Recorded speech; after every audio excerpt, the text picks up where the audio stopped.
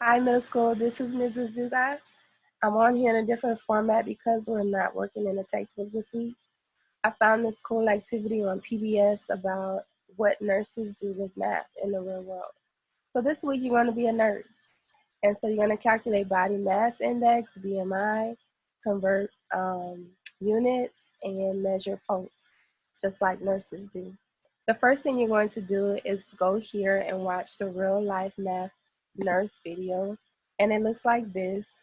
And so you're going to watch the video and just get some information about it. Then you're going to calculate BMI by doing this worksheet. And so here's what it looks like. And so BMI stands for body mass index. It's a way to measure health. And so here's the instructions. It's to calculate. It says take a person's weight divided by the square of his or her height.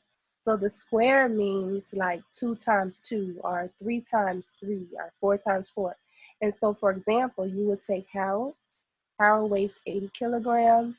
You would divide it by his height squared. So it'd be, you figure out 1.8 squared. So 1.8 times 1.8, and you do 80 kilograms times that product. And so you write the BMI here. Now rating for this patient, that goes here. So is Harold underweight, a normal weight? Is he overweight, obese, or severely obese? And so you would find that information there. All right. This number 2 are the answers to worksheet 1. Then you're going to convert height, weight, and temperature. You're going to go to this worksheet. And so nurses don't use the standard units that we do. So we calculate our weight in pounds, our height in feet and inches, our temperature in Fahrenheit. But nurses actually have to convert to kilograms, centimeters, and Celsius. And so you're going to convert. So you can take anyone in your family. If you don't have a scale or tape measure, that's fine, or a thermometer, that's fine. Just ask them their weight, height, and estimate their temperature. I think a normal temperature is like 98.6 degrees Fahrenheit. And so you convert that to the metric unit. Then, so number 3, that doesn't have an answer sheet because it all depends on your data that you collected. Number 4 is calculating medication dosages worksheet. I think this one is pretty cool. All right. And so again, if you don't have a scale, just estimate that person's body weight.